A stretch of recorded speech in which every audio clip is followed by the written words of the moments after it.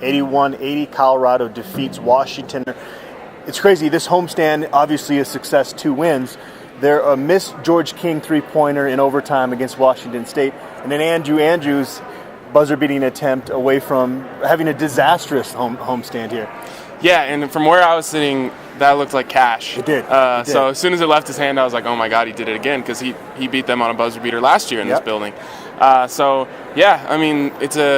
I guess football is the game of inches. I don't know what you want to call it here, but another game of inches. Yeah. You know, that ball doesn't go in for George, that goes in there. All of a sudden, you're on the outside looking in from the tournament, and now it seems like they're maybe, a win over ASU and maybe a road win sprinkled in there away from really solidifying themselves in there. So great resiliency from this team, great fight, great toughness. They really fought through some hard moments in these 2 games and came out of it with 2 victories. Yeah, the fact that Josh Scott doesn't play in either of these 2 games, I think allows you to go, okay, the style points don't really matter with this homestand.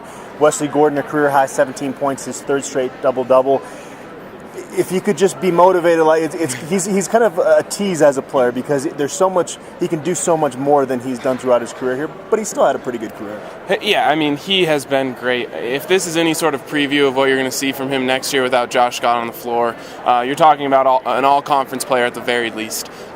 Just when he gets locked in on defense, it's like you don't expect anything to be scored in the paint the way that he can kind of erase balls, and then the way he goes after offensive rebounds down here, it completely changes the game when you can extend possessions for like that and keep teams out of the paint on the defensive end.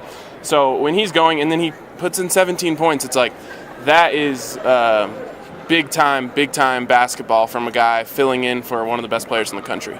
Huge stretch for Thomas Akizili in the second half with 9 points there, and you love the energy he brings to the court. But then very late in the game, he picks up a technical at one of the worst times, under a minute left. You think that should have been called? I'm kind of on the fence about that. I felt like you probably let that go if you're the referee in that situation. I just think it was such a bad time to give the referee the option that the referee had this look on his face like, I just watched that. I have to tee you up. I'm sorry. It was just not a smart decision. There's no question right, about that. And so, and you get the good and the bad with the freshman. You get the good and the bad with Tommy because he's so energetic. And, it looked like he was playing in fast forward for that stretch where he scored 9 straight points and everyone else was, in slow motion. But then, he gets a little ahead of himself. He doesn't think. He gets a little shove out of bounds, and he wants to get a little payback. And you just have to think of time and score.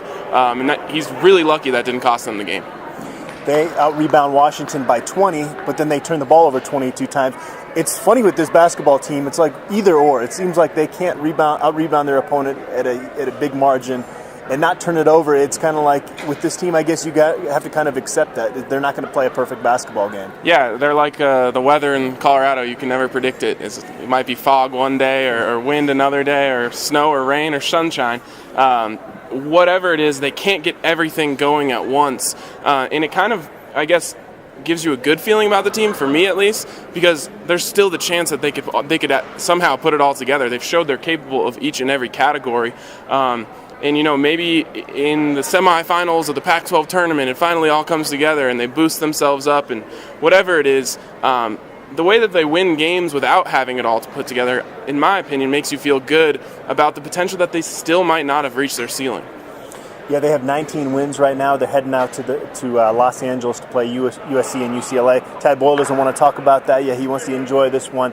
Heading out there, obviously, winning one of those 2 games would be a successful road trip. What do you give their chances of pulling that off? Yeah, it's an odd road trip, I guess, from our perspective, and especially for the fans, because you can't expect them to go get a win. This is the Pac-12; those are 2 really good teams. You're going on the road. They're going to be expected to lose. They're going to be underdogs in the game. If they can possibly pull out a win, they basically lock themselves into the tournament. So it almost feels like they're playing with house money going out there. They don't need either of the 2 wins, but either of them would be huge. So I think fans just need to go into it with a perspective of they're playing with house money.